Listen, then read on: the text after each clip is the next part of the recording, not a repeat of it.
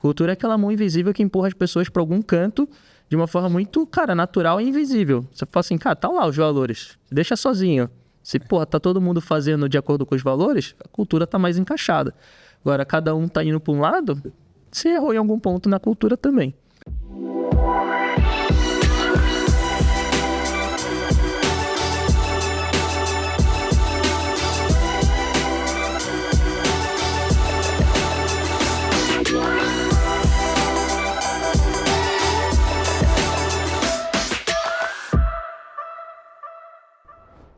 Olá, caro ouvinte, estamos começando mais um Mesa de Produto e nesse episódio a gente vai falar sobre uma jornada empreendedora e como esse empreendedor acabou impactando a vida de milhares de pessoas através de produtos digitais. Então, o nosso convidado de hoje, super especial, é o Márcio William, ele é CEO da Remessa Online, tem uma história em várias outras empresas, a gente vai falar um pouquinho sobre ele. E eu estou aqui também com o Rafael Farinazzo, que é co-host hoje do episódio. Márcio, bem-vindo. Comenta aí um pouquinho da sua trajetória, até a Remessa Online e até mesmo o cargo de CEO da Remessa Online, né? Que é recente que você assumiu a cadeira. Boa, legal. Primeiro, eu agradeço aí pelo convite, prazer estar aqui com vocês, contando um pouquinho sobre o que é a Remessa, dividindo um pouquinho também do que é a minha trajetória. Então eu vou de trás para frente e aí eu falo agora da posição da Remessa. Eu acho que eu tive a sorte e a oportunidade de empreender muito cedo. Né? Com 23 anos eu comecei a EasyTax com outros sócios, o Vini, Thales, que a gente estava falando aqui nos bastidores, lembrando um pouquinho desses momentos. Marcel trabalhou comigo nessa época de EasyTax também. Então, eu tive essa sorte, né? Eu acho que a sorte é o encontro de uma oportunidade quando você está preparado para aquilo e abraçar. Então, acho que nesse sentido, a Easy foi uma boa escola. Fiquei na operação por 4 anos, 2011 até 2015. Aí foi toda essa jornada, acho que todo mundo conhece a EasyTax, uma expansão super acelerada, exportamos tecnologia para vários países. E aí chegou-se um tempo que você olha e fala assim, preciso de mais desafio, preciso ver outras coisas. Já tinha uma estrutura muito funcional dentro de EasyTax. E aí eu fui sair para empreender, para continuar empreendendo. E montamos uma Venture Builder.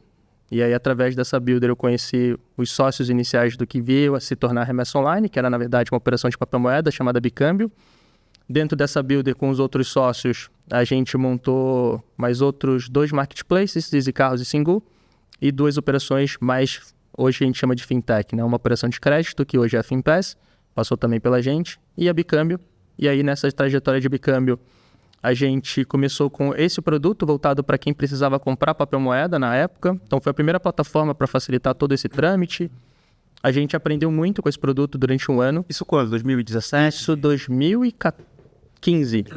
2015. Então eu saio da Easy no comecinho de 2015 para montar a Builder. A gente lança o produto da Bicâmbio. Na verdade, a Bicâmbio ela já existia. Então, eles estavam escalando esse produto. A gente entra... O nosso modelo como Builder era muito aportar tecnologia e gestão. Então, não necessariamente vocês criavam empresa do zero. Vocês entravam, às vezes, em empresas existentes com tecnologia. Já existia ali uma tese, já existia um produto sendo validado, sendo testado. Era uma tese que a gente acreditava. A gente fazia uma joint venture ali para escalar de fato. O que vocês achavam? Vocês tinham um funil assim para encontrar essas empresas ou era relacionamento? Era relacionamento, principalmente do Liuzzi, que era um dos cofundadores ali, foi o CEO da Builder. Então, o Liuzzi era muito conectado nesse mercado. Legal. Então, ele ia conhecendo outros empreendedores ali, a gente olhava para a tese e a gente começava a ajudar esses empreendedores ali, principalmente no aspecto de tecnologia. E, Márcio, fiquei curioso sobre como você estruturava essa joint venture. Porque, beleza, vocês iam ter, pensando aqui de bate-pronto, vocês iam ter a despesa da tecnologia, de contratar e do conhecimento de vocês também, etc. Mas aquela empresa já existia, ela já tinha um valuation, ela já tinha alguma coisa. Como que vocês chegavam no acordo de, beleza, essa joint venture, cada um tem sua autonomia, cada um tem seu percentual? Como era essa negociação? Porque vocês têm poucas joint ventures no Brasil, no geral. Sim, acho que ia de caso para caso, né? Qual seria o tamanho da demanda e do aporte que a gente tem que ter de tempo. A gente não só aportava tecnologia, mas toda essa parte de fundraising também, principalmente com o Liuzzi. Vocês traziam capital. A gente também ajudava nesse processo de captação. Então, acho que dependia muito do qual seria a alocação. E nesse modelo, ao longo do tempo, a gente, em determinado momento, a gente acabou afunilando para Bicâmbio, para a Remessa Online na época. Então, já vou chegar na Remessa para não pular. Então, chegou um determinado momento, a gente já tinha feito esses investimentos em diferentes empresas, né? Então, a Easy Carros foi uma, a Singu foi outra, a Finpass e a Bicâmbio. E aí teve um determinado momento que a gente falou assim, putz, existe um potencial maior aqui, né? Ou fazia mais sentido pra gente alocar mais energia. E a gente acabou fazendo essa decisão, acho que ele em meados de 17, 18, e a gente acabou gastando muito mais, focando mais a Builder, de fato, para remessa. Mas ainda assim, montamos uma corretora de cripto nesse meio tempo, pela Builder também, que foi a Mosaico. E a gente fez outros side projects ali menores que acabaram não ganhando tanta relevância. E aí a gente falou assim, putz, temos um business aqui que está mais maduro, que no caso era a Bicâmbio, lá Remessa Online. Então a Bicâmbio nasce, um ano depois a gente começa a aprender com essa própria base de usuários da Bicâmbio que existia uma demanda muito forte para transferência internacional. Então a gente entendia o cliente que queria comprar papel moeda porque queria viajar. Né? Então a gente falou assim, pô, mas já que eu estou comprando aqui papel moeda, vocês também não fazem transferência? Preciso pagar a faculdade do meu filho, preciso mandar dinheiro para fora, eu preciso receber o meu salário. A gente falou, opa, fazemos. Então a gente começou literalmente fazendo isso de um modelo offline para aprender com esses usuários e a gente falou, putz, acho que aqui tem uma oportunidade de transformar isso num negócio. Então em 2016 a gente lança a primeira plataforma da remessa, que era uma plataforma super simples, um onboarding simplificado, a gente fazia ali 2, 3 naturezas, era basicamente você enviar e receber dinheiro, naturezas que eram mais simples, né? A gente está falando de câmbio em 2016. Então, acho que a principal dor desse mercado naquela época era que era um mercado super difícil de se entender. Então, o cliente muitas das vezes tinha muito receio. Pô, mas como é que eu vou fazer esse câmbio? Quais são as taxas? Como é que esse negócio funciona efetivamente? Então, era algo muito burocrático, zero fácil de se entender e custava muito. E bem antes de Nomad, Avenue, né? Vocês abriram um caminho para uma galera que veio depois ali, né? Eu lembro logo quando saiu a remessa, a própria Bicâmbio, eu ia fazer uma viagem com minha família e minha mãe tinha sempre o hábito de ir na casa de câmbio, comprar dinheiro. E aí quando eu mostrei isso pra ela, falou, não, mas o dinheiro vai chegar, era como se você fosse fazer a primeira compra online em 2000 no e-commerce, sabe? Tu chega na sua casa mesmo, né? E a gente tinha uma particularidade no projeto da Bicâmbio que a gente fazia o delivery do dinheiro. Então, dependendo da quantidade que você comprava, vinha um entregador na sua casa para te entregar o dinheiro. E aí, putz, temos várias histórias nesse sentido da gente entregar o dinheiro. Porque, putz, o entregador tinha dado algum problema, a gente precisava atender o cliente. Então, o Customer Centric sempre foi uma pegada muito forte na remessa, na Bicâmbio, nesse passado. Fora o risco de você mandar uma pessoa de moto com um monte de dinheiro, né? Quando você quer atender o cliente, às vezes você vai esquecer do risco. Né? A logística não ficava por nossa conta, era por conta do fornecedor que a gente utilizava, mas quando a gente tinha que fazer esse tipo de trabalho, porque a gente queria atender bem esse cliente, teve um caso que a gente foi levar o dinheiro no aeroporto. Porque o cliente estava embarcando e precisava do dinheiro, o dinheiro não tinha chego, porque tinha dado problema, papapá. E aí a gente foi até o aeroporto para entregar esse dinheiro. E foi dos cofundadores da época. E ele estava no trânsito, parou um motoqueiro, falou, quer você me leva no aeroporto? Leva. Subiu na moto e foi embora. Caraca. E chegou lá, entregou dinheiro, deu tempo. Então essa é uma das histórias legais quando a gente quer botar de fato o cliente no centro da operação. Então, 2016 a gente lança a plataforma da Remessa Online, que por curiosidade semana passada fez 8 anos de remessa, efetivamente. E aí a gente começa a escalar esse produto. Mas voltando no que era o mercado de câmbio em 2016. Extremamente burocrático, muito na mão dos bancos, corretoras, pouca transparência nesse sentido. Então a gente começa a educar muito o mercado. Porque é isso que você falou, tinha muito receio. Pô, será que vai chegar o dinheiro de fato? E a gente está falando de 2016, coisas que hoje a gente olha e acha incompreensível. Para você fazer um cadastro, precisava assinar uma ficha e mandar pelo cartório. Ter no cartório, mandar esse negócio por correio, o negócio fala assim, hoje em dia não é inadmissível você pensar um negócio desse para uma experiência do usuário. Mas naquela época era como os bancos funcionavam e a gente era uma camada acima do banco. Então a gente fazia todo o relacionamento com o cliente e a gente precisava de um banco para liquidar essa operação. Então a gente era ali um correspondente cambial. E a gente foi aprendendo com esse produto, a gente foi evoluindo o produto. Então dentro do próprio ano 16 a gente expande um pouco mais essa plataforma e a gente vai descobrindo formas de evoluir esse produto para atender cada vez melhor esse cliente. Então, quando a gente dá um salto no tempo, e a gente hoje vem a 2024, a gente olha hoje o mercado de câmbio muito mais simples. Então, hoje não tem tanto esse receio, traçando o paralelo que você trouxe com o e-commerce. Hoje todo mundo vai lá e manda câmbio e faz e resolve essa parte. Mas o que eu falo muito para o meu time dentro da remessa é que ninguém quer fazer câmbio. Fala assim, hoje eu acordei, o dólar tá mais baixo, vou fazer um câmbio. Não é assim que funciona. Normalmente, atrás do câmbio tem um sonho. E o que a gente faz na Remessa hoje é ajudar os clientes a realizar seus sonhos através do câmbio, que é, putz, vou mandar dinheiro para fazer minha viagem, minha primeira viagem internacional, vou pagar a faculdade do meu filho, vou receber meu primeiro salário trabalhando para fora, né? Hoje, no mundo mais globalizado, a gente vê muito brasileiro trabalhando para fora e tendo que receber salário aqui. Então, no final, a Remessa ela está nesse meio, ajudando aqui brasileiros, pessoas físicas, também companhias, na sua jornada, seja empreendendo. Então, a gente está falando, às vezes, de uma empresa que precisa trazer capital, né? Receber um aporte, precisa trazer capital, a gente consegue ajudar nesse fluxo. Seja, né, para fazer essas coisas mais que hoje já são mais triviais. De fato, a gente está cada vez mais caminhando para uma vida global, né? De você não estar mais restrito à barreira financeira do seu próprio país. Então, hoje você tem formas fáceis de você investir fora do Brasil, né? De você, às vezes, investir comprando um criptoativo. Então, todo esse mundo ele vai se conectando e a gente foi permeando isso e foi ajudando esse mercado também a evoluir. E hoje a Remessa Online começou com isso da remessa, mas hoje em dia vocês já estão com outros tipos de produto também, né? Sim. Hoje, quando a gente olha para o mercado que evoluiu, a gente tem muito mais competidores nesse mercado hoje. Então, o mercado hoje, de fato, ele é mais competitivo.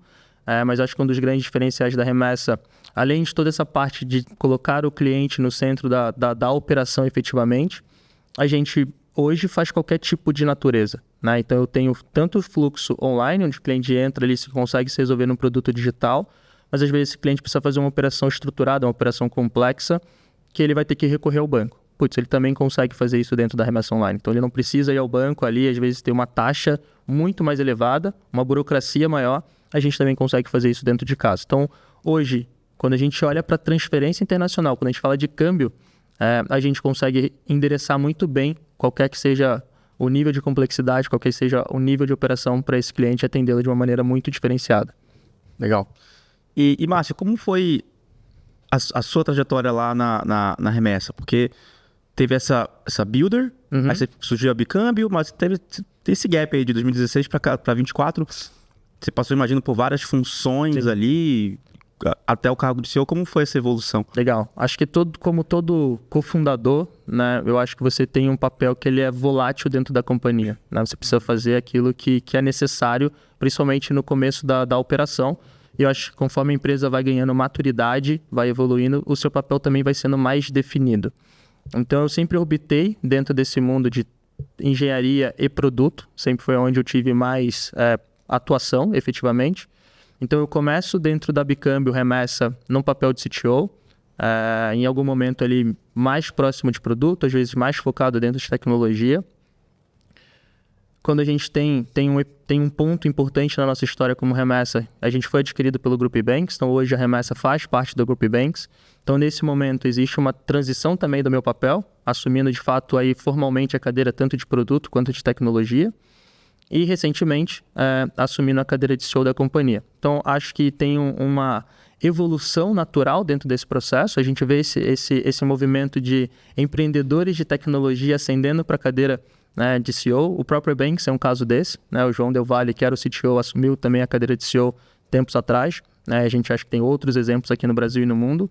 Então, acho que vai muito desse conhecimento que você tem da operação, né? Então, por você conhecer muito aquilo que foi construído, a forma com que o dia a dia ali as coisas acontecem, acho que te dá uma visão mais macro de como de fato a companhia ela acontece no dia a dia ali nos bastidores. E acho que você vai se preparando para isso. Estava 100% preparado para essa cadeira? Obviamente não, né? Tá falando de um cara de tecnologia com viés muito mais forte para tecnologia, tendo que olhar hoje para áreas mais de negócio. Mas acho que também faz parte muito dessa via empreendedora de querer estar sempre aprendendo, de querer sempre ver algo maior. Então, acho que evoluir é sempre um drive importante para mim. Então, não gosto muito de ficar preso dentro de uma caixinha. Tudo que é conhecimento adicional que eu posso agregar para mim são desafios que eu olho e falo, interessante. O processo não foi tão simples, mas no final tá dando certo. Eu imagino. Eu queria até explorar mais isso, assim, né? Geralmente, como você falou, o CEO vem ali de marketing, de vendas, às vezes de finanças, dependendo da empresa, mas a gente tem visto esse movimento de, em alguns lugares, vir do CPO, do CTO. Você falou, teve bastante aprendizado, mas, por outro lado, o que você acha que você traz para a mesa quando você fala... O que uma pessoa de tech traz quando vira CEO? Fala, isso aqui o CMO, o CFO não traz, né? Legal. Eu acho que já tem um ponto que hoje, independente de você ser um executivo de tecnologia ou um executivo de produto, você precisa entender do negócio. Então, a partir do momento que você ascende para uma cadeira de executivo na companhia, você já está muito mais imergido em entender do negócio.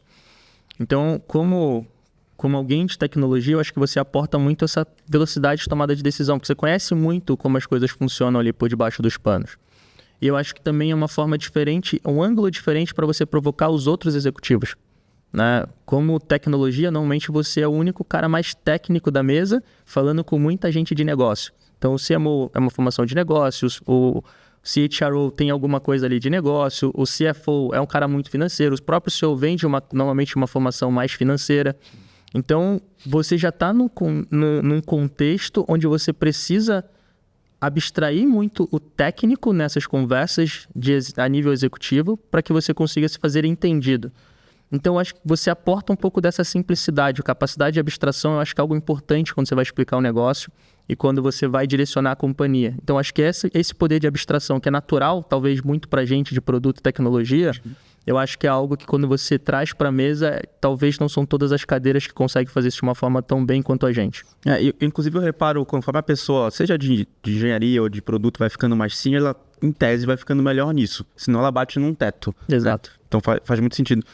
E você ia perguntar, Faina? Não, acho que é isso mesmo, assim, né? Já não é um papel que já não é mais o quanto você é excelente em fazer um discovery ou codar. Não é. Ou qualquer, assim, isso aí já...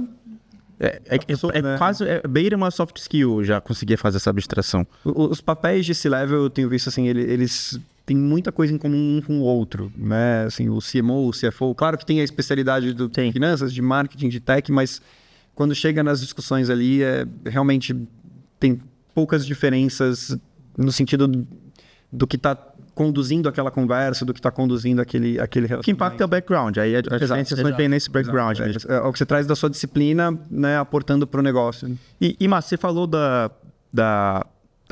desse M&A com a iBanks. Como foi isso?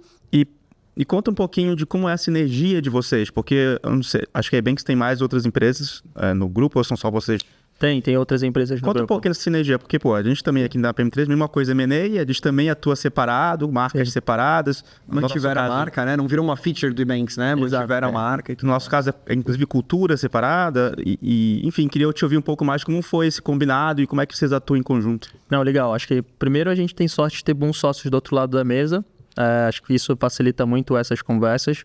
Então, hoje, de fato, são operações mais independentes. Então, a remessa roda ali no seu formato remessa, o iBanks tem todo o seu formato.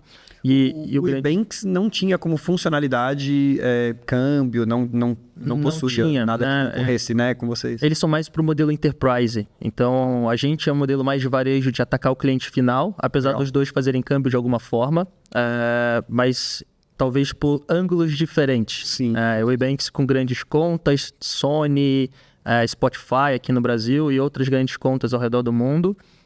E a gente é muito focado aqui no Brasil e atender o cliente brasileiro na ponta final, direto com o cliente. Então, existia, obviamente, muita sinergia de formato de trabalho ali. Então, hoje são operações independentes, o que eu acho que facilitou muito esse processo, né, de começar a se entrosar efetivamente. A cultura tem os seus valores que em alguns aspectos eles se assemelham. Então a gente tem muito o colaborativo e no iBanks eles chamam de estamos junto. Então já são coisas, né, que se assemelham ali de alguma forma. Então eu acho que essa independência para construir e esse trabalho em conjunto da gente buscar sinergias como grupo, eu acho que é o que facilita muito esse dia a dia. M&A normalmente tendem a ser um pouco mais complexos, a gente está falando às vezes de culturas diferentes, mas acho que nesse caso a gente foi se equacionando e hoje eu acho que o grande desafio de fato é como a gente consegue achar mais sinergias de trabalho para que as duas operações se potencializem, né? Como que eu, remessa, consigo utilizar mais o iBanks ali, os rails do iBanks, para poder melhorar o produto da remessa. Então, por exemplo, indo no técnico, por exemplo, a remessa, o iBanks, eles fazem algum câmbio ali para essas enterprises. E a remessa também faz o câmbio. O back-end, essa estrutura técnica é a mesma? Vocês planejam? São bem apartados. A gente até tem em comum o mesmo banco, né, que é o Banco Topazio, que liquida boa parte dessas transações. O iBanks também tem uma estrutura local, uma IP de pagamentos, que ele também faz algumas liquidações de câmbio. Então, no lado tecnológico, são bem apartados as duas operações. Então, a gente vai convergir em usar produtos. Por exemplo, a gente está lançando uma feature de cartão, a gente utiliza a adquirência do eBanks. Entendi. Então, a gente tem sinergia a gente faz liquidação, por exemplo, na Argentina, utilizando o eBanks. Então, é onde a gente vai encontrando sinergias de negócio, efetivamente, mas não em termos de tecnologia ainda. Eu te perguntei isso porque recentemente passou um diretor da OLX aqui, que passou pelo M&A do Zap, e aqui a gente tem a mesma dor com o FIAP e a Lura. Tipo, será que a gente devia usar a mesma plataforma? Será que vale a pena o investimento? Aí você começa a pensar, pô, mas a migração vai durar X meses ou anos. Será que se paga? Como é que vocês decidem fazer essa integração ou não? Acho que foi muito por essa decisão da gente rodar mais apartado, efetivamente. Né? Então, acho que quando você vai, falando tecnicamente, juntar, às vezes, para utilizar o mesmo serviço, como é que fica a roadmap desse serviço? Então, você já começa a criar mais fatores que são dificultantes ali para a operação, você adiciona uma complexidade a mais, que às vezes você pode ter alguma duplicidade ou algum esforço duplicado, mas te garante pelo menos uma independência na construção, tanto de um lado quanto do outro. Então, se eu dependo de alguma construção do lado do eBanks e, eu estou usando o mesmo sistema, cara, eu vou entrar numa fila de roadmap. São visões diferentes, são teses diferentes que a gente está construindo, tanto quanto o Remessa quanto com o eBanks. Então, você acaba criando um fator dificultante. Então, do nosso lado, pensando especificamente com a cabeça de remessa, quanto menos dependência eu precisar criar com algum fornecedor, seja esse fornecedor, inclusive o nosso sócio, o nosso controlador ou um terceiro, na minha cabeça sempre é o melhor. É sempre melhor a gente ter um caminho mais independente, porque eu não crio essa dependência com ninguém, eu consigo ter ser mais autônomo nesse sentido, e eu consigo controlar melhor esse roadmap sem ter tantas essas dependências. Então, acho que também derivou um pouco dessa decisão de negócio, de rodarmos apartados. Acho que talvez simplificando demais, né? Você tem o caminho da eficiência, né? E o caminho que é mais financeiramente costuma valer a pena, porque você tem um serviço para todo mundo. Sim. Mas tem o caminho da velocidade, que é um pouco mais caro, porque você vai ter um monte de duplicidade, exato. Mas cada um vai ter o seu roadmap, cada um vai andar, né? Eu acho que no final é isso, é encontrar um meio do caminho que atenda as duas coisas, né? Se a tese é uma tese de eficiência, como que eu capturo essa eficiência sem gerar um prejuízo no médio e longo prazo? Sim. E o prejuízo pode ser velocidade, né? Então, eu acho que vai tudo de sentar e ter conversas nesse sentido para se alinhar. E geralmente o mercado vai dizer se você está num momento de pedir eficiência, né? Se é um mercado que está crescendo rápido, é melhor você ter velocidade, né? Se é um mercado que está super consolidado, é melhor você ter eficiência e margem e tomar a decisão para um outro caminho, né? Super justo. E aproveitando que a gente está falando disso, de eficiência, etc., acho que a gente pode entrar até num ponto de inovação. O que você vê no mercado, tanto de fintech, mas talvez principalmente no do câmbio, com oportunidades de inovação ou coisas que vocês estão fazendo ou recentemente fizeram, que realmente mudou o produto ou que as pessoas realmente começaram a ter um problema resolvido de maneira mais fácil? Como você vê isso hoje? Acho que tem dois ângulos e são duas variáveis fáceis das pessoas notarem. Eu acho que o primeiro ponto pensando no aspecto regulador, né? A gente hoje, o câmbio é extremamente regulado aqui no Brasil. Então, compliance sempre é uma pauta recorrente. Então, foi uma das coisas que a gente gastou muita energia no passado, porque quando a gente está pensando de uma operação que hoje faz mais de 110 mil contratos todos os meses, eu preciso garantir que esse cliente que está vindo é um cliente que ele é idôneo na entrada, e eu preciso acompanhar esse cliente ao longo da jornada para garantir que ele não está fazendo nada que seja contrário àquilo do que o regulador ou o meu banco parceiro ele me diz que é saudável para a operação dele. Então, compliance foi algo que a gente investiu muito na construção, porque isso dava para a gente velocidade. Legal. Então, se você pensa no passado, numa mesa de câmbio de um grande banco, era provavelmente uma das maiores áreas. Um back-office e um back-office de compliance. Por quê? Porque todo o screening ele era feito de uma forma muito manual. Então, automatizar isso, e a gente hoje vê uma Edgewall da vida, vários players que nasceram, uma CAF, para resolver essa dor de compliance, de identidade. Então, eu acho que aqui foi um fator muito positivo de remessa, e eu acho que trouxe muita escalabilidade para o nosso negócio, para o tamanho e para o volume que a gente opera mensalmente. Quando a gente olha um pouquinho para frente, e aí pegando talvez 20 para adiante, a gente vê hoje a questão da velocidade de pagamentos. Então, o Pix, aqui no Brasil, ele trouxe uma sensibilidade para os nossos clientes, fala assim, pô, eu preciso de um Pix internacional, eu preciso desse dinheiro lá fora muito rápido. Então, hoje, 64% das nossas operações elas são pagas em menos de 5 minutos. Então, é algo também que a gente teve que desenvolver e ir construindo, né? E é algo que é perene nesse sentido. A gente segue evoluindo nisso para que daqui a um tempo 100% das nossas operações, 100% acho que é utópico, mas que majoritariamente as nossas operações elas sejam pagas de forma instant. E aí eu dependo às vezes do país no qual eu estou fazendo o pagamento, ter um corredor instantâneo. Se existe a possibilidade de eu criar isso da minha forma aqui para viabilizar esses pagamentos instantâneos. Então acho que o instant é uma realidade que deve acontecer. A gente vê o Drex vindo aqui com o Banco Central, uma agenda de Banco Central muito positiva para a inovação dentro do Brasil. Então, acho que no final, quem se beneficia de tudo isso são os clientes que vão ter cada vez mais facilidade, cada vez mais comodidade no que tange a câmbio. E como é que vocês se organizam internamente ali? Eu imagino que seja time de engenharia, produto, dados, etc. Mas conta um pouquinho como é a estrutura de vocês de equipe, ou de áreas que você preferir, para talvez deixa eu aprofundar um pouco ali no que vocês usam de ferramenta, um pouco de dia a dia. Boa. A gente tenta espelhar muito as estruturas de produto e tecnologia.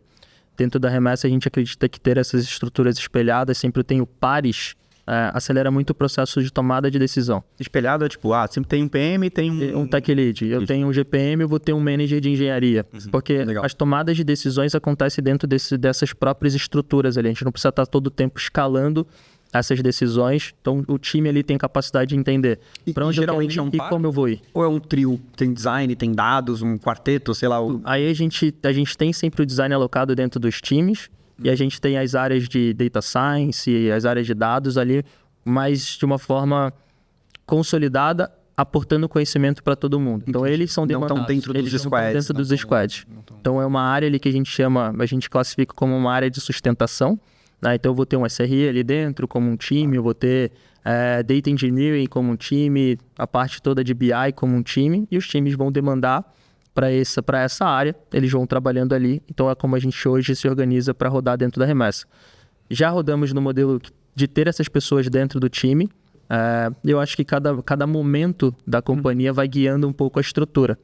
O que eu falo muito para o meu time é que a estrutura está sempre viva. Ela vai refletir as decisões de negócio, o caminho pelo qual a empresa quer seguir, se você vai montando e readequando essa estrutura, seja uma estrutura de time, quantidade de squads, às vezes até o propósito daquele squad.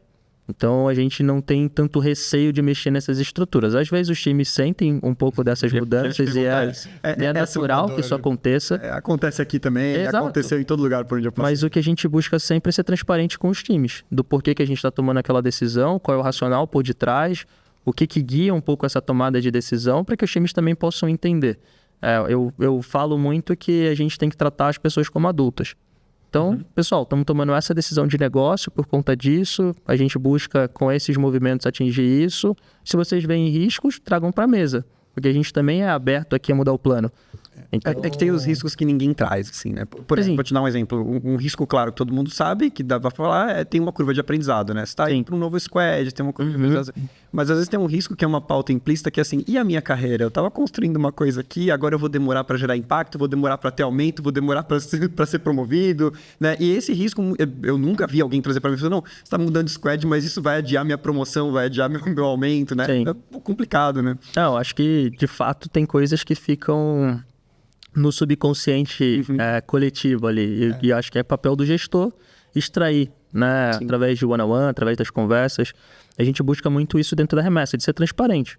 Pô, pessoal, se tem uma preocupação, coloca essa preocupação aqui para a gente poder sentar, falar, conversar. Então, do mesmo jeito que a gente tem abertura para sentar e falar das mudanças, a gente tem a mesma abertura para ouvir as críticas ou os impactos dessas mudanças. Então, é algo que a gente estimula. Mas, de fato, a gente não vai acertar sempre. Tiveram vários movimentos na Remessa que a gente olha para trás e fala, fizemos cagada. E tem que ser transparente quanto a isso. Tem que falar, ó, a gente erramos aqui. E a gente chama o time e fala, pô, pessoal, entendo. Eu adoro, falo muito pro time. Eu gosto quando vocês falam não. Porque o não abre a possibilidade da gente discutir, talvez chegar num ponto melhor. Então, não é que a gente esteja numa cadeira mais elevada que a gente vai acertar tudo, a gente erra. E cabe a gente também ter essa consciência de quando a gente errar, sentar com o time e falar, pô, pessoal, erramos aqui, não vimos esse ângulo. Se eventualmente vocês sentirem que a gente está indo pelo mesmo caminho aqui, levanta a mão, a gente está aqui para ouvir. Então, é um ambiente propício para esse tipo de conversa. E são conversas, às vezes, duras, mas necessárias de se acontecer. Então, por isso que eu falo, a gente tem que tratar o time como um time adulto. Essa questão, mas vocês vão mudar aqui, vai mexer com a minha carreira. porra, é um ponto super relevante. Que talvez a gente, na nossa, né, pensando ali no resultado, olhando para alguma coisa, às vezes a gente não vai conseguir lembrar desse ponto. Pode ser algo que passe desapercebido efetivamente. Então, quando a gente tem a contrapartida do time, a gente fala, putz, tem uma variável nova aqui, pessoal, vamos ponderar essa variável. O que a gente consegue fazer aqui como grupo? Pô, vamos fazer um movimento, mas, cara, não vamos esquecer que tem essa dívida aqui que em algum momento a gente precisa pagar. Então, assim como os times assumem dívidas técnicas, a gente também assume algumas dívidas de estrutura, algumas coisas que a gente precisa realinhar lá na frente. Com certeza. A gente, que é uma equipe menorzinha, já tem isso. E eu passei em vários lugares que aconteceram a mesma coisa. Inclusive, passei por vários lugares que tiveram esse mesmo ponto que você falou do... Uma época o time de UX e de dados estava dentro do time e uma época estava fora. O que fez vocês tomar a decisão de, vamos deixar fora nesse momento, né? Pode ser que lá na frente mude de novo. Sim. Não, acho que é complementar. A prática, assim, não, coloca pra dentro, bota a galera pra trás. Se a gente lê no livro, o livro sempre fala, tenha todo mundo dentro. Sempre legal ver alguém contrariar os livros, assim. Eu acho que tem o que funciona. Tem o que funciona pra você no seu momento. Então, a gente foi olhar muito mais para uma questão, às vezes, de rentabilidade, de eficiência. Não só rentabilidade e eficiência. A gente falou, putz, todo time ter um cara de BI faz sentido pra nossa realidade hoje? Putz, não, talvez vai ter algum nível de ociosidade lá dentro. Vai ter um time que vai demandar menos. O cara tá tendo muito discovery, vai demandar mais do BI. O cara tá mais em execução, vai demandar menos do time de BI. Então a gente foi ponderando por esses ângulos e a gente falou, cara, vamos testar esse modelo. O que a gente faz muito hoje é, eu tenho uma área de sustentação. Tenho então lá o SRE, uma pessoa de BI. Putz, eu tenho um time que demanda muito. Aloca o cara lá. Até a demanda diminuir. Até esfriar.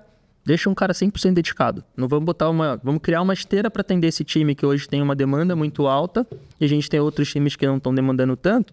Vamos alocar esse cara 100% dentro do time, essa pessoa 100% dentro do time, para que de fato a gente consiga estancar essa dor. Então acho que não existe uma resposta 100% correta para essa pergunta. Eu acho que é o teu momento. Eu trabalhei em empresa que estava num momento de muito dinheiro.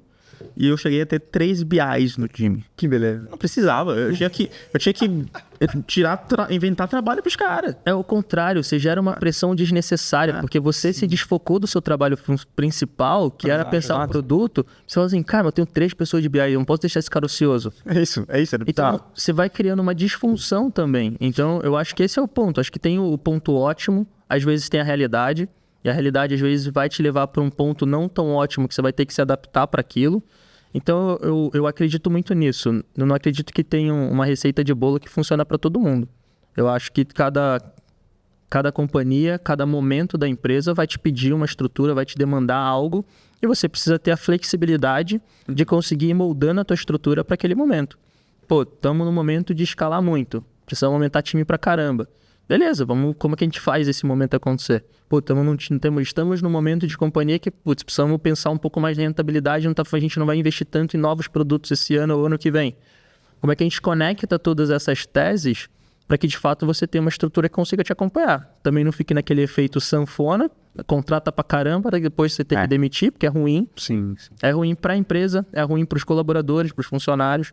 Então, acho que é conseguir administrar um pouco mais isso e ter um pouco mais de consciência. A gente passou por muitos momentos na remessa. São 8 anos só de remessa, quase 10 anos de companhia, né? Somando as duas empresas, somando os dois produtos, Bicâmbio e remessa. Então, a gente viveu quase tudo. Viveu um momento de escala pra caramba, contrato pra caramba, cultura vai para um outro lado. Porque, às vezes você abre um pouco mão do seu processo seletivo, de trazer, as pessoas encaixadinhas, porque você precisa crescer, porque você precisa entregar um projeto extremamente importante, relevante para aquele momento da companhia. Qual o trade-off? Vou abrir mão um pouco do processo seletivo para trazer mais gente, porque eu preciso de velocidade. Você vai ter um efeito colateral, que é a cultura. Não, cada pessoa, uma pessoa nova que você traz é uma pessoa por mais que não conhece a cultura. Fit cultural, por mais que você avalie em processo seletivo, não, tem fit cultural, mas vai chegar lá, você vai descobrir uma série de práticas que não é exatamente assim que a gente faz aqui. O melhor exemplo que eu já ouvi sobre cultura é você pensar numa massinha. Toda vez que você traz uma pessoa, você adiciona um pontinho nessa massinha. Toda vez que alguém sai, você remove um pontinho dessa massinha. Então vai pensando isso no tempo. Essa massinha ela vai se deformando. Então, quanto mais você tenta acertar no teu fit cultural, você vai encaixando exatamente para essa massa ser mais uniforme. Mas quanto mais essas pessoas vão saindo e você não vai tendo esse controle de entender o que é a sua cultura, quais são os seus valores, para onde você quer construir, cara, é um processo orgânico. Vai para algum lugar, não tenha dúvida. Ou você guia esse processo, Ou você deixa ele e, cara, se arque com as consequências do pra onde foi. E às vezes você vai ver muito dessas questões. Putz, agora eu não sei porque o time tá assim. Agora eu não sei porque o time tá assado. Agora eu não entendo porque isso tá acontecendo na empresa. É cultura. Cultura é aquela mão invisível que empurra as pessoas para algum canto de uma forma muito, cara, natural e invisível. Você fala assim, cara, tá lá os valores. Deixa sozinho. Se, porra, tá todo mundo fazendo de acordo com os valores, a cultura tá mais encaixada. Agora, cada um tá indo para um lado, você errou em algum ponto na cultura também. Cara, eu acho duro isso da cultura porque pra mudar ela É difícil. é repetir é um papagaio. Pra ser papagaio por meses e afinar várias coisas é muito demorado. Então, essas dores, quando você sente, às vezes, caramba, não é tarde demais, sempre dá pra mudar, mas, putas, às vezes vai demorar muito mais do que se você tivesse sendo mais perspicaz ali no começo. Vou até puxar um exemplo aqui, né? Você falou o time de dados isolou, né? Isolou não, desculpa. Centralizou, saiu dos squads. E isso culturalmente pode trazer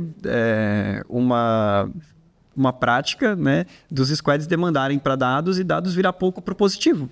Né? Ser pouco proativo. Vocês sentiram isso de alguma forma? Porque o dados perde um pouco o contexto de negócio de cada squad e vira assim, me fala aí o que vocês querem que eu faça o dashboard. Isso é um trade-off, pode ser ruim, né? Exato. Onde a gente equacionou um pouco disso é que a gente cobra mais dos gestores essa preocupação, né? Então, assim, a gente tem uma cultura data-driven, de fato, na Remessa, a gente utiliza muito dado para tomar decisão.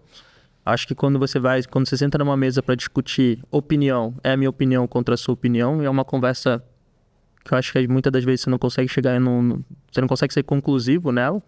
Então a gente gosta muito de baseados, tomar decisão utilizando os dados. Para onde os dados estão apontando? Porque o dado ele não mente, né? Então assim, você pode, a menos que esse dado esteja maquiado, os dados ali per si, você vai tomar uma decisão mais acertada.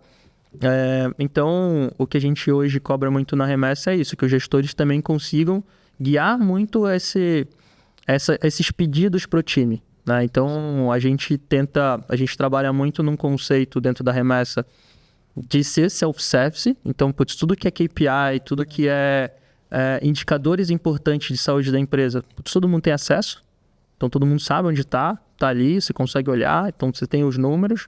A gente tem alguns KPIs mais de controle que ficam dentro das áreas. E é responsabilidade do gestor alinhar isso. Inclusive, a gente está revisando todo esse processo de governança exatamente nesse momento. Então, de tempo em tempo, você precisa fazer esse tipo de coisa. Mas, de fato, você pode ter esse efeito colateral. E a gente já viveu falando aqui de estrutura de dados, a gente já viveu diferentes modelos. As áreas de negócio tinham uma estrutura de BI própria e que demandavam para uma área que a gente chamava de centro de excelência para garantir governança. Porque o problema é que quando você distribui também dentro dos times, você perde controle. Porque você perde um pouco de unicidade. Quem é que vai garantir que tem unicidade dessas informações? Então, eu tenho um cara olhando para a churn com 180, tenho um cara olhando para a churn com 240, e fala assim, não, qual é a métrica aqui que a gente vai olhar? Então, acho que cada modelo vai trazer consigo benefícios e vai trazer alguns desafios. Então, acho que quando você escolhe você vai viver todos os benefícios e todos os desafios daquele modelo e você vai se ajustando. E Márcio, falando um pouquinho de automação, imagino que vocês tenham diversas automações lá. O que vocês têm de automação? E eu me refiro à automação de processo mesmo, automação interna que traz aquela eficiência para a operação. O que vocês têm hoje e que ferramenta que vocês usam hoje ali para no-code, algumas coisas de no-code, inclusive? Tem um pouco. Inclusive, a gente tem uma ferramenta aqui que a gente brinca muito lá dentro da Remessa, que a gente chama de Slack Office. Então, tem alguns comandos ali no Slack que trigam algumas ações para os times, porque traz essa simplicidade. Então, a gente tenta olhar muito para os times. Cara, tem muita coisa que a gente às vezes faz automação no próprio Google Sheets para simplificar a vida ali do time. Então, eu acho que acho que a automação é algo que a gente tem que estar sempre revisitando. E é engraçado porque quando a gente olha um pouco para trás, é meio cíclico isso. Você lança 2 produtos, você precisa tirar um tempo para arrumar a casa. Então, é cíclico esse processo. Então, você cresce um pouco, você precisa voltar e automatizar e organizar um pouco a casa, porque é natural, das vezes, principalmente dos times não de tecnologia, não questionarem tanto esses processos manuais. A galera ficar ali no modelo mais repetitivo, maçante, entra pro dia a dia, a galera esquece de reclamar, às vezes, desses processos. Então, é o que a gente tem que estar sempre revisitando. Então, é um pouco do que a gente utiliza hoje dentro da Remessa. Então, tem integração com o Slack, tem integração via Zapier, tem integração... Putz, tem bastante coisa. Tem bastante coisa. Essa automação é algo perene ali, porque é onde a gente ganha escalabilidade. Então, sempre foi parte do nosso DNA não escalar via pessoas. Tentar ao máximo não ir para aquele jogo de escalar tudo 100% via pessoas. Teve um momento que a gente fez isso? Teve. Mas, putz, a operação sai crescendo. Então, a gente precisa, de fato, pensar maneiras e caminhos ali para trazer automação. Porque é isso, assim, você consegue... E não é pelo aspecto da pessoa, mas é você conseguir alocar essa pessoa para um trabalho mais intelectual, de fato, para ela conseguir agregar muito mais do que ficar ali num trabalho repetitivo. Tá com quantas pessoas? 240. Ah, legal. 240 pessoas. E tecnologia são quantas? Tá perto da metade. Sim, 120 pessoas. Caraca, bastante. É uma proporção boa. A gente fala que, de fato, a gente é uma empresa de tecnologia. Nesse caso, mas aí a tecnologia está incluindo o engenheiro, produto, UX, produto, dados, design, exato. Um pedaço dessa galera de sustentação. Inclusive, um recado que eu deixo aqui para você é: a gente está nesse momento exatamente com uma formação de analista de dados. Ah, mas eu não sou analista de dados. Você com certeza trabalha com uma pessoa que é analista de dados, que está interagindo com você. Então, você pode mandar essa dica para essa pessoa. E o curso é exatamente focado em como que a área de dados consegue contribuir para o negócio, muito além de ferramentas, de criação de dashboard, que vai ter também no curso. A gente, obviamente, vai passar por isso. Mas a ideia é dar uma gama de conhecimentos de negócios, de finanças, de marketing, de RH, de todo tipo de área que acaba se beneficiando de dados, para que essas pessoas de dados consigam aportar valor para o negócio. Trazer insights para o negócio, né? Exatamente, trazer insights de negócio, ser propositivo, não ficar só assim, me fala aí o que você quer que eu construa um dashboard, né? E isso vai fazer toda a diferença na carreira, né, das pessoas de dados que você conhece. Então, você vai fazer um bem para essas pessoas recomendando esse curso ou recomendando esse episódio nosso também. E você vai ver que isso é a diferença que vai fazer você chegar depois num nível de head, de diretor, de C-level, enfim, de CEO, né? Como a gente está conversando com o Márcio aqui. E quando chega no C-level, a coisa muda de figura, né, Marcelo? A coisa muda de figura e eu queria aproveitar e jogar isso para o Márcio, que eu queria ouvir muito ele. Porque, Márcio, antes você era CTO e você gerenciava ali heads de engenharia, tech leads, ou heads de produto, etc. Sim. E agora você gerencia outros C-levels. O que muda nessa liderança? Porque eles são outro nível de senioridade, outro nível de conhecimento sobre o negócio e sobre a sua área. O que mudou para você? Eu acho que é menos você aportar conhecimento técnico, né? Porque você já está falando com uma pessoa que efetivamente, nível técnico, ele já possui, até pela alçada e o nível de senioridade dele para essa posição. Então, acho que o aporte está muito mais em você ser provocativo em aspectos de liderança, né? Em como ele vai contribuir mais para o negócio. Então, acaba sendo muito mais um jogo de business, efetivamente, do que um jogo, né, por exemplo, falando de um CMO, você precisa estudar tal tecnologia, você precisa olhar mais para marketing digital, você precisa entender como já é natural da essência desse trabalho, dessa pessoa, até pelas trocas que ela vai ter com o time. Então, eu acho que a cobrança para o lado técnico ela acaba sendo muito menor, mas você vai acabar olhando para outros aspectos. Você está falando que um diretor, ele é um dos principais exemplos de cultura, como a gente estava falando anteriormente. Então, é como ele vai conseguir agregar ainda mais para o negócio. Então, eu acho que a mudança ela vem muito mais para esse sentido. Menos o aspecto técnico, mais o aspecto de negócio, mais o aspecto de liderança, mais o aspecto de cultura. Como esse C-level efetivamente vai contribuir para o negócio seguir crescendo, pensando na estratégia, como é que ele vai colaborar com a estratégia. Aí você não precisa mais pensar num PDI, nada desse tipo de coisa, né? É muito mais difícil você pensar num PDI por um C-level. Olha a alegria, tem essa discussão. Falei, não dá pra mais ficar, não dá mais. Isso eu acho que o CEO, assim, é quando você já não precisa mais capacitar seus liderados diretos, porque muitas vezes eles sabem mais que você, né?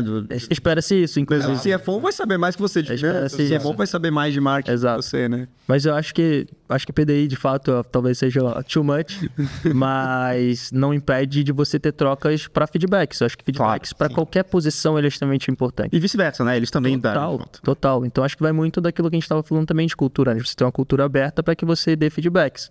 Acho que muitos dos nossos ouvintes aqui podem, às vezes, te lembrar de alguma situação de falar assim, putz, não vou dar esse feedback pro meu chefe, porque se eu der esse feedback pro meu chefe, minha relação vai ficar ruim.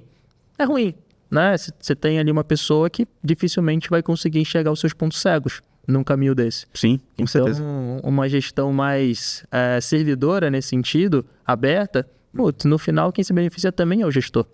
Também quem proporciona esse tipo de ambiente, porque você tem muito mais chance de evoluir e de trabalhar os seus pontos cegos. Legal. Essa discussão do PDI e tal, com o Farina é curioso, porque quando a gente era bem menor, eu gerenciava vários analistas.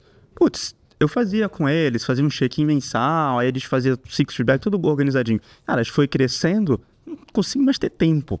E aí, ainda bem, hoje eu não gerencio nenhum analista, já também não é nenhum C-level ainda, são gerentes e tal, mas já são pessoas mais seniors, mais tempo de casa, aí já não tô mais nessa pegada. Mas ao mesmo tempo eu sinto que eu tô falhando na cultura. Porque, putz, na nossa cultura tinha isso, eu devia estar fazendo isso, mas já não dá mais, né? O tempo não permite, então é uma dor. Mas talvez aí é ajustar, né? Ajustar essa expectativa também entre os seus, né, liderados ali.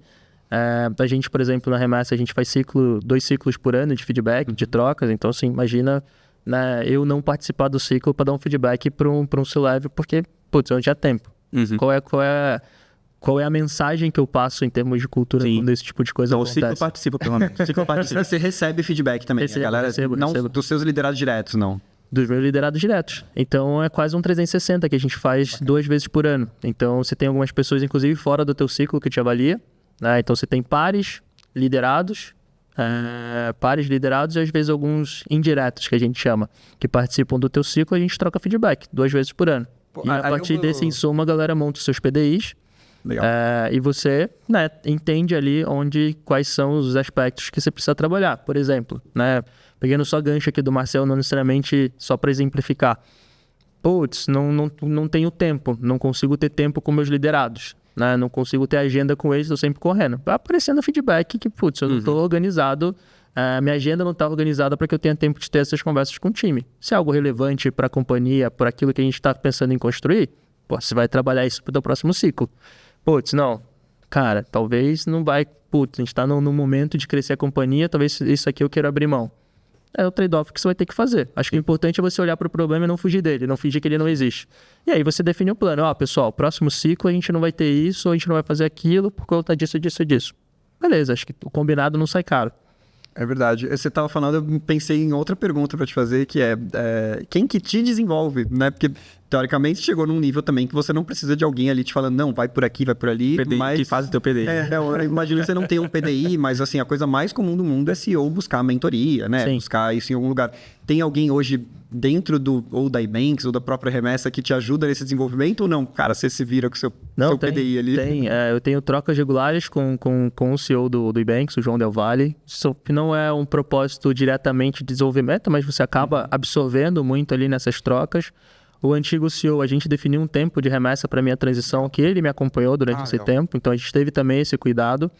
E obviamente, acho que tem uma etapa que é sua, né? No final, a gente está falando da carreira do Márcio.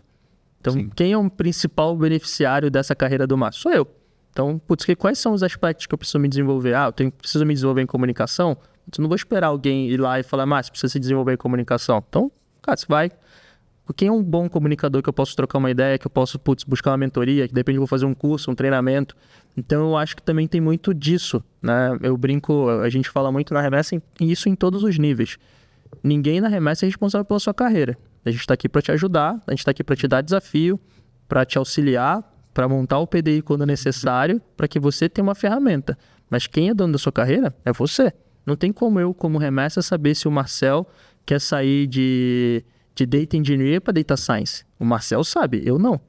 Então, se o Marcel virar para mim e falar assim, putz, Márcio, eu queria virar Data Science. Pô, legal, tem uma vaga de Data Science na Remessa? Tenho. Pô, Marcel, vou te aproximar do cara de Data Science para que você entenda um pouco desse mundo e você vê se isso aqui funciona para você ou não.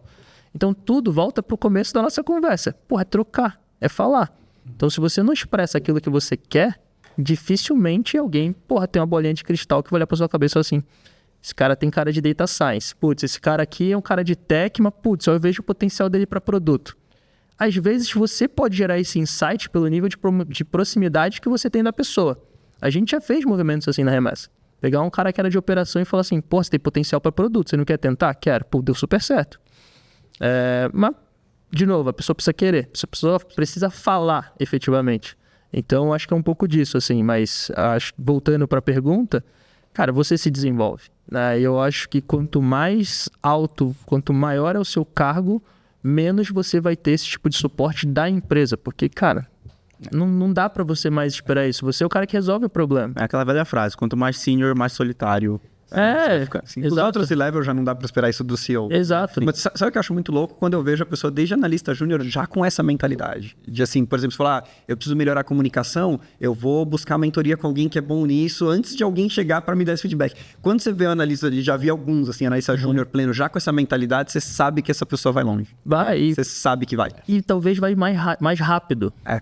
Talvez ela vai mais rápido do que talvez o cara que vai ficar ali esperando todas as etapas efetivamente. Verdade. Então, no final é isso. Você pode ser o dono da sua carreira, cara, você fala assim, daqui sim, tem uns caras que é assim, né? Daqui 5 anos eu quero ser tal posição. Tu fala assim, cara, daqui 5 anos eu sei lá o que vai acontecer. Tem essa mentalidade. Eu não funciono dessa forma. Eu vou vivendo o dia. Putz, tá indo pra cá, tá indo pra lá, e eu vou abraçando as oportunidades conforme eu vou vendo. Essa é a minha filosofia. Você não planejava ser CEO, assim? Não pensava, eu quero ser CEO da Remessa Online um dia. Não era algo que eu planejava e que, eu via com uma certa clareza. Acho que aconteceu um momento, existiu essa oportunidade. Teve um clique, assim, tipo, o outro CEO te falou, acho que deveria ser você, ou você falou, acho que deveria ser eu. Tivemos conversas nesse sentido ali, dos meus pares, Márcio, acho que vai ter uma transição, acho que você, é um potencial nome, acho que faz sentido pro momento da remessa. Aí você se animou. Aí eu olhei e falei assim, acho que não. É sério? Acho que não. Acho que não faz muito sentido pro meu momento. Então, eu preciso refletir sobre isso. Porque não é uma decisão óbvia, né? Parece muito óbvio para fora, mas você tem que olhar pro teu momento. Você está numa cadeira de CEO, tem muita responsabilidade. Então, você pensa o negócio 24/7. Não que eu não pensasse como CTO, mas eu pensava por uma ótica muito diferente. Ainda assim, eu poderia ter o CEO para trocar uma ideia. Então, você tem... É uma mudança que vai te levar para caminhos diferentes, né? São novas habilidades que você vai precisar desenvolver. Eu preciso ser um especialista de finanças? Não, mas minimamente eu preciso entender para eu conseguir trocar com o CFO. Eu preciso minimamente entender mais do RH para eu conseguir trocar com o líder de RH. E assim sucessivamente. Então, você não vai se tornar um especialista, mas você precisa orbitar naqueles temas que são, às vezes, mais relevantes dentro da companhia, que outrora, numa cadeira como C-Level, você não olharia. Agora, você precisa olhar esse negócio mais 360, porque senão também você não sai da tua zona de conforto.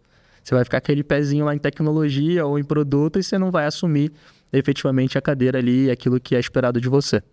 Legal. Bom, Márcio, super obrigado pelo papo. Eu espero que daqui a um tempo você venha de novo e conte mais histórias de como tá a Remessa Online. Legal demais, cara. Não, excelente. Agradeço o convite aí. Espero que a galera de casa tenha gostado. Foi um prazer estar com vocês.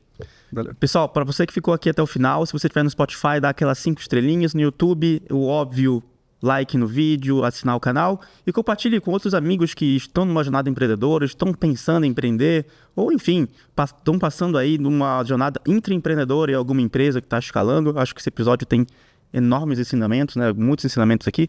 Eu vejo você no próximo episódio. Até mais.